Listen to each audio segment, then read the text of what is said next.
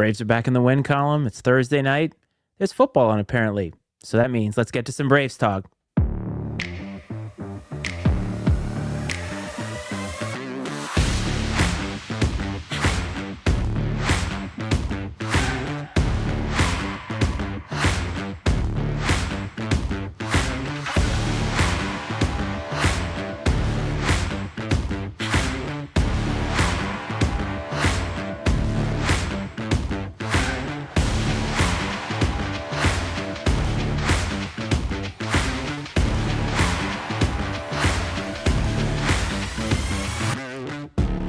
After a big win against UTSA, the Braves are back with the positive momentum, and that means the boys of Braves Talk are back. Welcome to Braves Talk, everybody. As always, the Iceman, Matt Freites, the coach, Brad Powell, and of course, the man, the myth, the legend, the local celebrity, the OG, Rick Powell. Gentlemen, welcome. Iceman, Dad, OG, Braves Nation, how we doing tonight on this fine Thursday? Yes, there is Thursday Night Football happening for those of you. Who cares? Looks like the Commanders are out to an early 7-0 lead over the Eagles. But I mean, it's a great matchup. But I've been so out on the NFL this year, man. I've had a hard time watching it, and it stinks. I love football, but I think the college football has been so good that I just have had a hard time following it, man. Hey, Wes, how's it going? Glad to see Wes in here. We'll have to get Wes on the show one of these nights. Wes, you have to reach out and let us know how to get that set up. But happy about the Braves getting back in the win column. They got off to a little bit of a slow start the other night, but got things figured out, and I'm sure Dad has plenty to say about it. And I know he's pretty pumped about the 3 signees from today. Oh, yeah, I love the signees. I'd get them past the game. What I'll say about the game, though, is very exciting first half. Went out and got the big lead, and then I'm disappointed in our second halves of late. Well, all three games so far this year. Yeah, I know Coach Wardle's not very happy about it either, but hopefully we get that changed around and get her going. Well, it's like we talked about last time. It's all about that playing a full 40 minutes, right? Yep. And even when you're out to what feels like a comfortable lead against what you feel like is a lesser opponent, I love the fact that Coach really emphasizes playing the game the right way the whole time, and you could see his frustration. I mean, I think this year, I mean, it's only been a couple games, but I mean, he has been more visibly frustrated with a 20-point lead than I've ever seen him, I think. And I think it's just because he knows how good this team can be. I'm sure he sees a lot of it in practice. He knows their capabilities. And, it's like it's no different than your child or anything else. You stress something over and over again. You work on it, and then you go out there to execute, and you feel like it's not a lack of talent by any means. It's a lack of focus. And that stuff as a coach is extremely frustrating because a lot of that is just it's a choice, right? And so I think I can completely understand his frustration. Yeah. He needs to, get on the guys, because if you let little things go, the finer points, stay in focus and such, I mean, it'll get away from you and then it'll hurt you, in the long run down the road. So, I mean, 20-point lead, you still got to attempt to try and play as perfect as you can. So, I mean, this is the time where Coach Wardle is learning about his squad. He's not only learning about the players, he's learning about the way that they fit together, the best combinations that are going to get him through the conference season, right? And I think when you look at the way that things have gone since our last episode, sure, the Braves lost, but I think they probably learned some things. Then you bring that back, you bring back the positivity, get back in the win column, you figure some things out. Sure, they do have a lot to work on, and I think we all probably would like them to look a little bit better, even in winning, right, the last couple of games. However, I think that when you look at the way that they are trending, I think when you look at the way that the pieces are kind of falling together, some of the leaders are coming out, and that's what you want throughout the season. So I think this win, even though maybe it wasn't as grand as maybe the SEMO win was, I think that it still has a lot of positive things to look at. So I think we should break that down. But before we do that, I do want to allow Brad to shout out another fan interaction. So your other big fan is in the chat right now, Wes, but you also had another fan interaction that I think we should acknowledge out front, because without the fans, this doesn't exist. Yeah, no, it's always exciting, man. I see the names in the chat on X that we have and popping in the chat here and everywhere else, and so it's always fun to kind of put a face with the name. And I was going down to use the bathroom and grab another beer, and I bumped into Josh Sepich. Came up, introduced himself, said he's a big fan of the podcast and the show and enjoys it a lot, and that was awesome, man. It was great to hear that people are enjoying it. We really like doing it, and it makes it even that much better knowing that you guys like it. And so, really appreciate the kind words. And we're here, man. We'll be here as long as you guys keep listening. Yeah, what is it that Coach Prime said? You know how to find me or whatever. What was it that he said earlier this You know season? where to find me. You know where to find me. Yeah, that's right. Oh man. Yeah, you know where to find us. But we are here. We're here to bring back the positivity. So, Brad, why don't you start the breakdown of this game, and then Rick, I want to hear some of your thoughts after that. Well, one thing I want to mention, and I guess it was what was this, a Tuesday night game as opposed to the prior game being on a Friday. But 4,000, 5,500 in attendance, and I think that, or 4,550, excuse me, in attendance. And I think that there's one thing that's always frustrated me, especially in the last decade, and that's, I feel like the fan base is kind of a fair weather fan base at times, and it's like at the first sign of adversity, it's like attendance drops slightly because of a tough loss on the road at Washington State. And there could be plenty of realistic factors that are playing into it. I'm certain I'm looking deeper into it than is necessary, but I just In a few minutes. yeah, that's fine. I just think it's always it's interesting. And I think Coach even mentioned on the post game show how 2 in a minute. yeah, he mentioned how Something. yeah he I'm gonna put you back on mute. He mentioned how the fan base kind of seemed checked out a little bit in the second half. There weren't a lot of plays to get the fan base into the game. It seemed kind of quiet, and I think that the fans probably did the same thing that he's mad at the players for doing, and that's sort of mentally shifting on to cruise control and thinking, we got this thing in the bag, and so let's just kind of. I mean, I spent most of the second half turned around talking to Kevin behind us, and just kind of casually watching the game at that point. I wasn't as engaged as I typically am. So, I can understand the frustration for sure, but some positives obviously coming up from away from a win. Duke Dean, with 22 points back in double digits, which is great to see after kind of the rough start. He's been off to a little bit as far in the scoring column.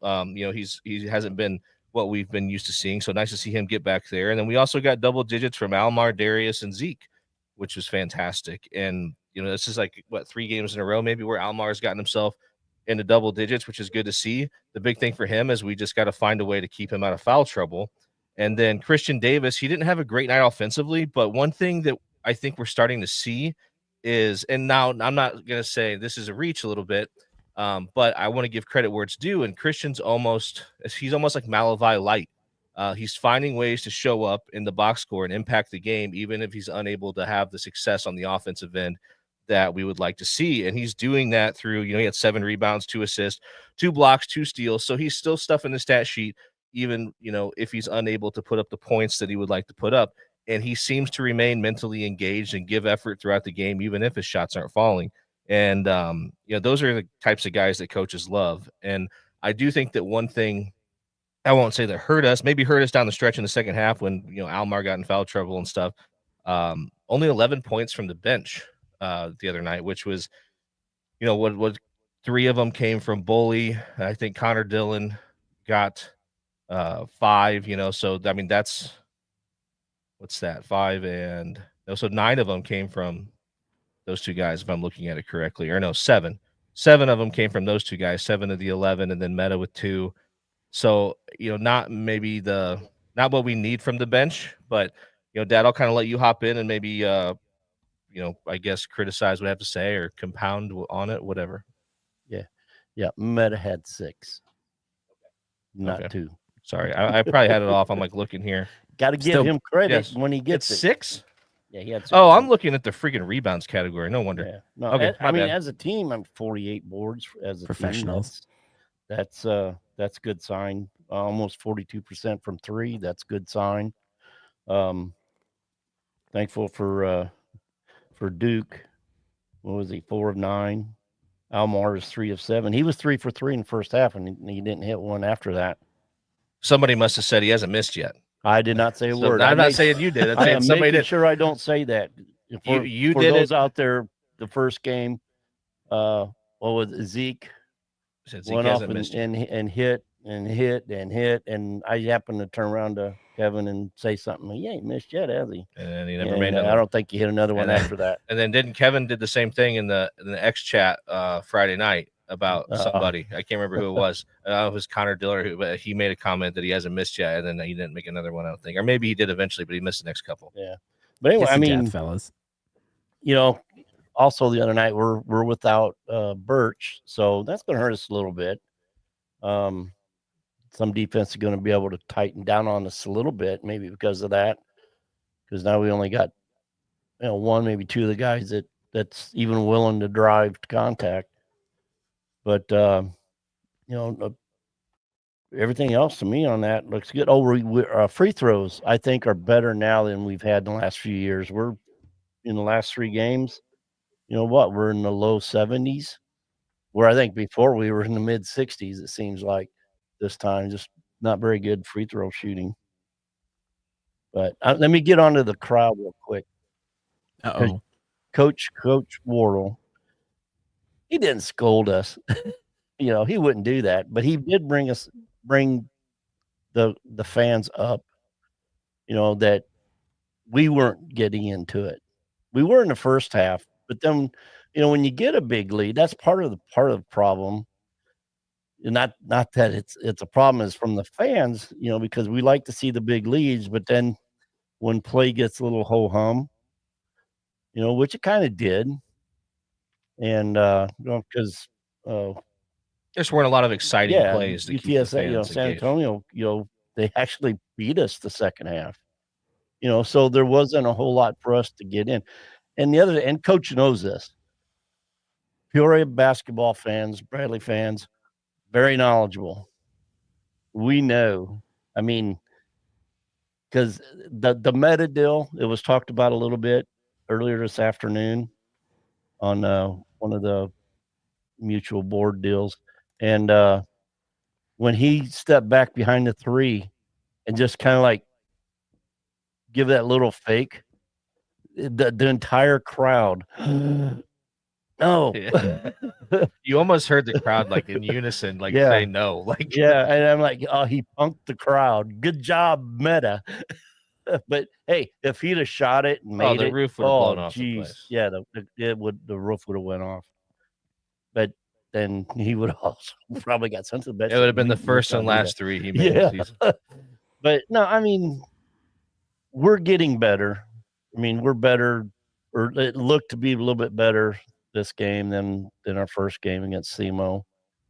Still a lot of work to do defensively. We gotta have other guys more than Christian Davis pick up on the defensive side a little bit, and without fouling. I know Almar's trying. You can see the effort, and he just, a lot of his fouls are just like the incidental ones, trying to, make a play on someone shooting, and it's not rough or anything, but it's still contact, and he's getting caught because it's out and wide open.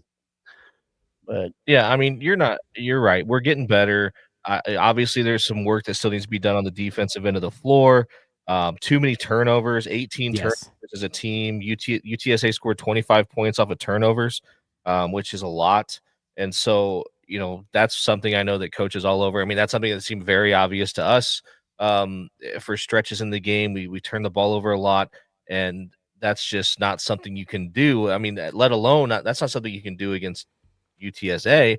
That's definitely not something you can do against the big boys and the better teams in the conference, and the San Franciscos and the Princetons and the USFs and whoever else. I mean, you can't beat good teams when you turn the ball over like that. So plenty of stuff to clean up there. But we know this team's talented. I think it's just going to take some time to get them to play together, to be connected, as coach says. And as much time as these guys spend together, you really can't simulate these real live in-game situations and the emotion that comes along with it. You can do everything you want in practice and scrimmage and go hard and whatever else, but until you go out there, the lights are on, the crowd's there, real officials, real fouls that count, like everything else, you just don't know, and you gotta give it a little bit of time for these guys to come together. I feel like we're making little improvements here and there, game after game.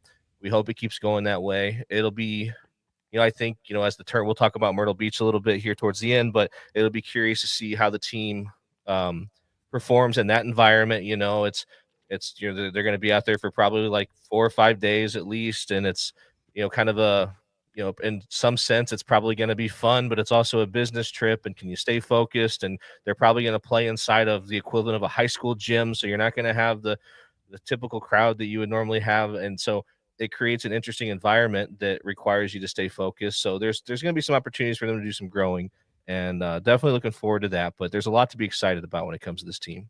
Yeah, and I think too that it's fair for us to look at this, right? We're talking about the team, we're talking about the players coming and growing together.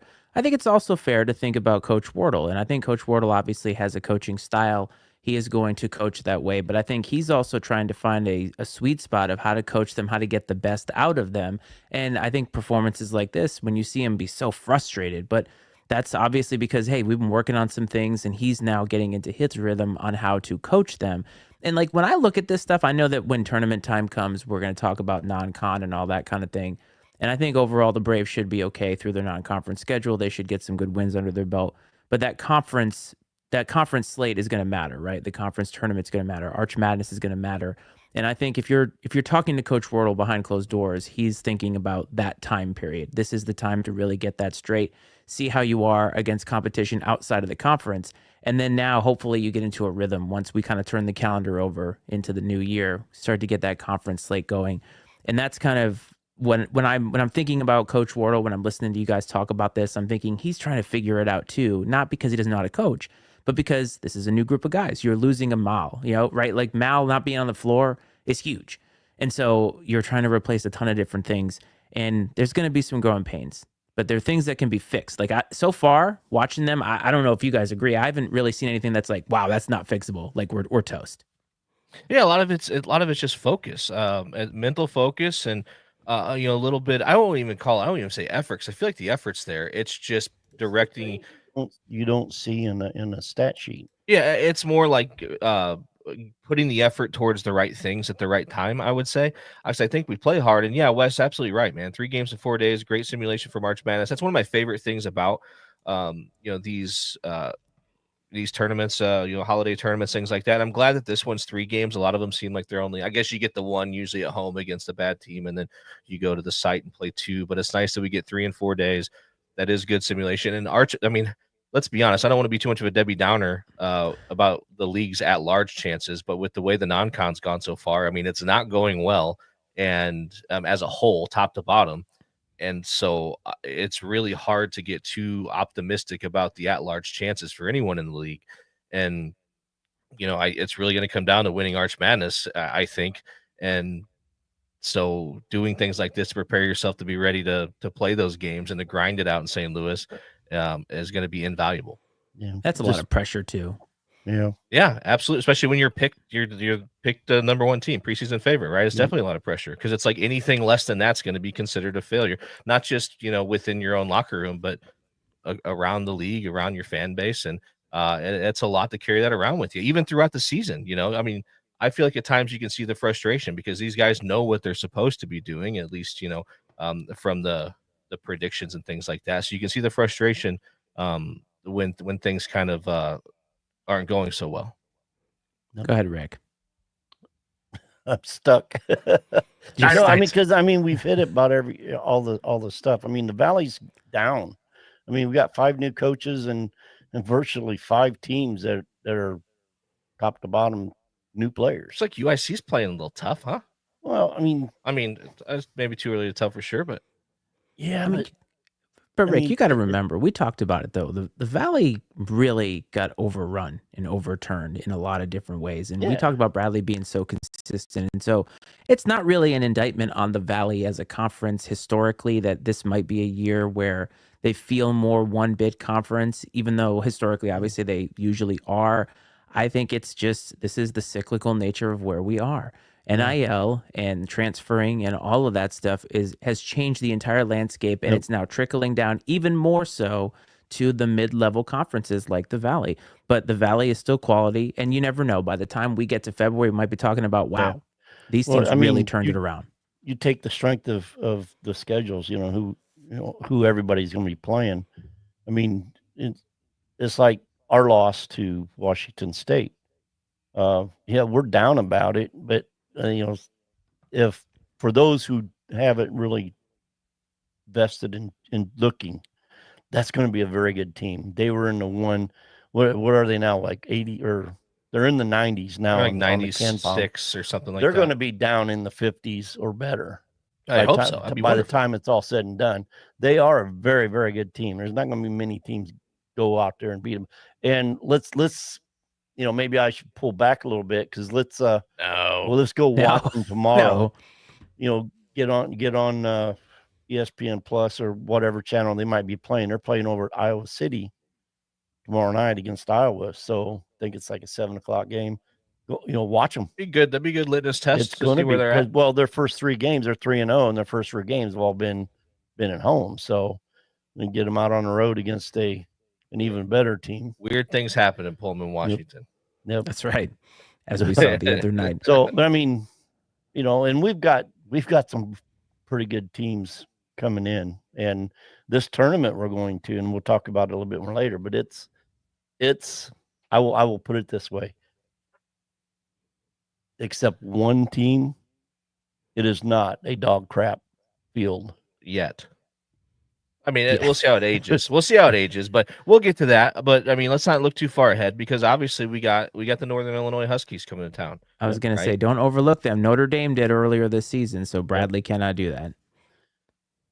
Yeah, absolutely. Different scenario. Let's not go there. But I think you're talking about a 2-1 team coming in with wins over Monmouth and Holy Cross. They did lose to Georgia Southern, and I think that it's a team that this is a game that I feel like Bradley needs to come and show up in. And I feel, what are some of the comparisons, Rick? Like, what's your breakdown of this team coming in? They're 307 in the Ken Palm, which is like what 15 spots better than SEMO. They're a little scrappy. They're not very big, size wise. I think 6'9", 6'10" might be big as they go, but they can play scrappy. Couple points of emphasis. They shot against Monmouth. Some of the things they shot 45% from 3, just under 70% at the line, but they did get there 35 times. They did get out rebounded by Monmouth 43-37. Good. That's not a good sign. So no, I mean, we should crush them on the. I mean, should crush them. That's a point of emphasis. I feel like compete, defend, rebound, and so you got to feel good about that. Yeah. Now they got they had one guy. They had 4 guys go to double figures. They had a guard, Jones, who put up 22 points. Only had 2 rebounds, 3 for 6. I don't see what he played 40 minutes, so he was in the game the entire time. You don't see that much anymore. No, but there wasn't that many guys that played. You know, 22, 10, 10, and 15 points. Nothing stellar. Like I said, I think the only thing that'll stand out is, they're watching from 3-point land because they can, some of them can hit them. They're 2 for 3, 1 for 3.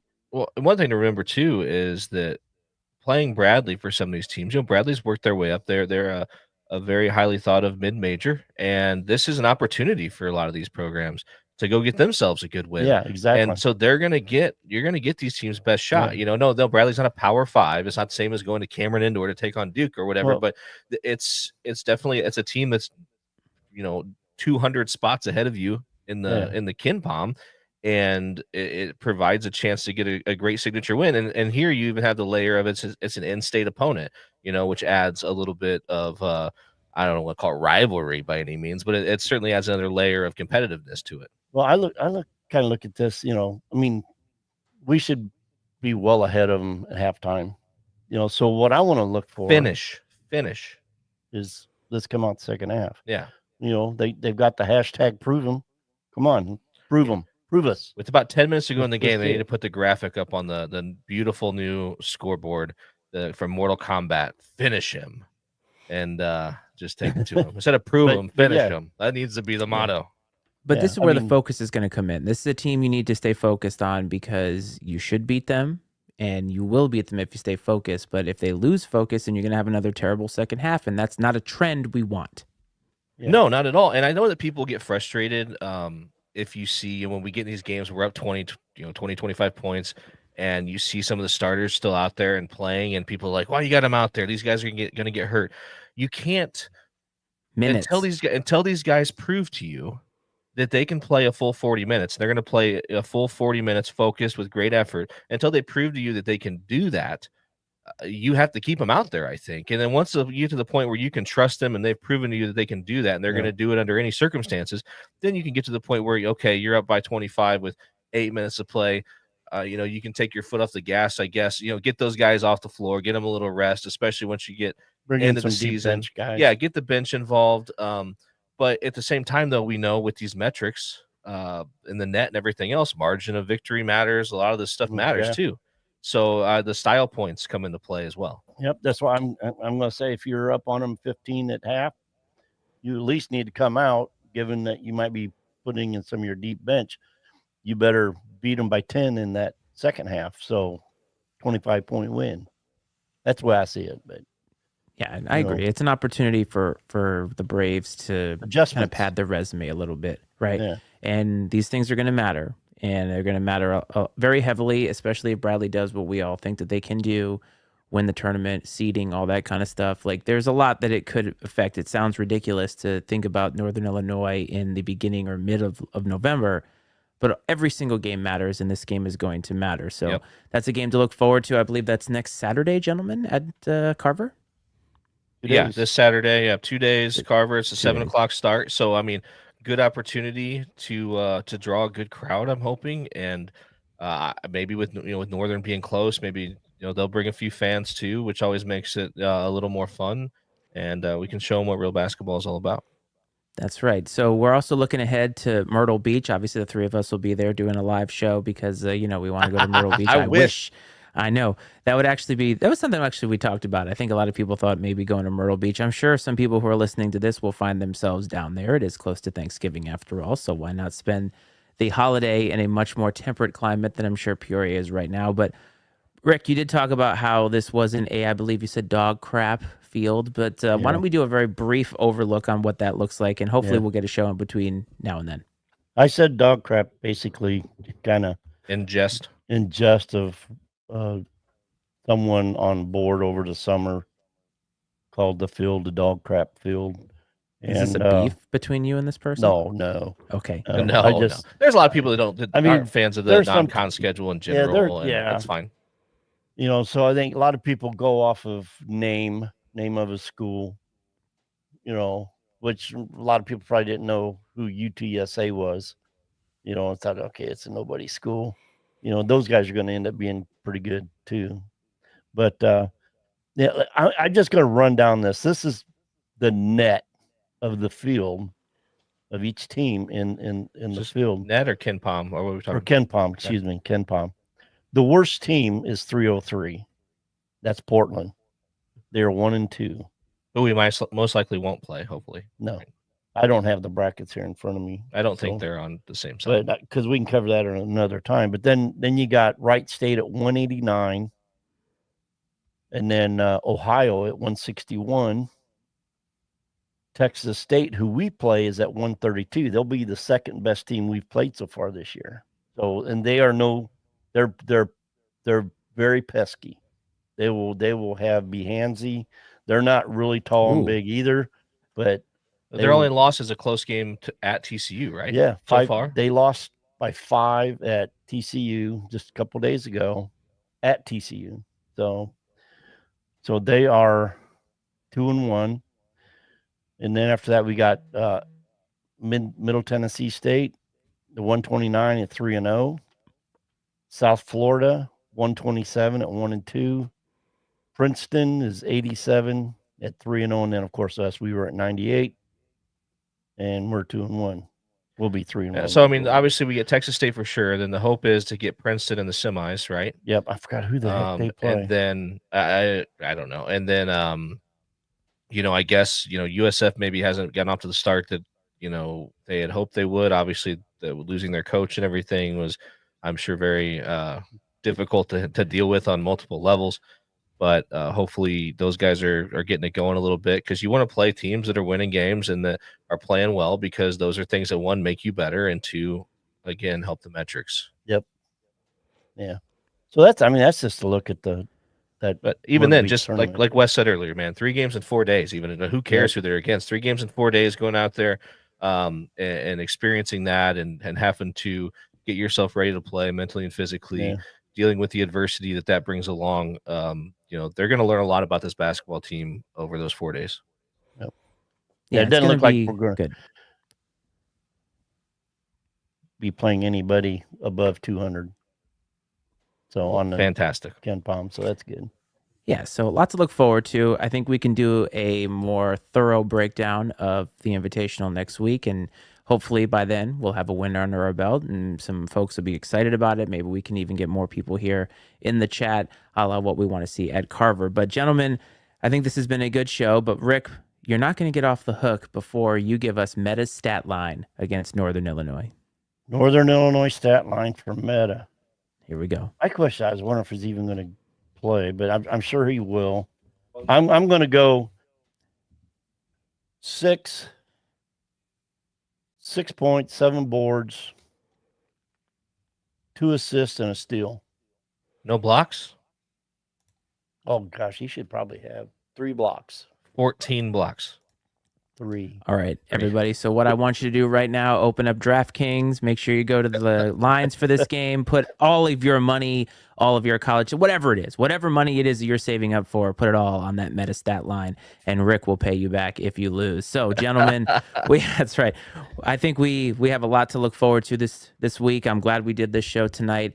This is the 3rd show for me in 2 days. So this has been a heater. I need to go do something, but I've had a really good time with you guys. So before we get out of here, do you have anything that you want to say to the couple people that we have in the chat and anybody who listens to this afterwards?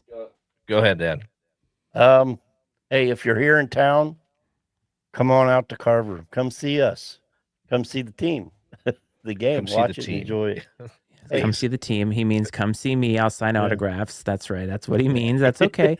You got to self-promote. This is the game, fellas. Don't hate the player, hate the game. The old man's tired. But hey, come out. Let's make Carver Arena rocking, yell, loud, all that good stuff. Yeah, we got to get into midseason form, man, as a fan base, get ourselves ready for the Valley season, and come out and have a big win, enjoy a nice Saturday night, and send these guys off to Myrtle Beach with a nice W with a good crowd. That'd be a lot of fun. As always, really appreciate those of you that have popped in, that have listened, that have engaged. Wes, it's wonderful to see you. Pre-game party at Kelleher's for Alumni Association and Braves Club. So you'll have that going on as well. It'll be a lot of fun. Go down there and have yourself a Guinness and some corned beef and cabbage or whatever before the game. They do have delicious food and everything there at Kelleher's. And it looks like there's going to be a pretty good Bradley contingent as well. So that's really exciting. Exciting Saturday night in Peoria, man. Really looking forward to it. Thanks, everybody. I mentioned Braves Talk, get 20% off your meal, something like that. We got to get into the we got to work that sponsorship game, fellas. That's right. Well, everybody, this has been a great time. I hope you're having a great Thursday. I hope this finds everybody well and safe. If you're already following us, you know how to find us. But if you are listening to us in audio, don't forget, rate, subscribe, all that good stuff. From me, from Rick, from Brad, this is Braves Talk.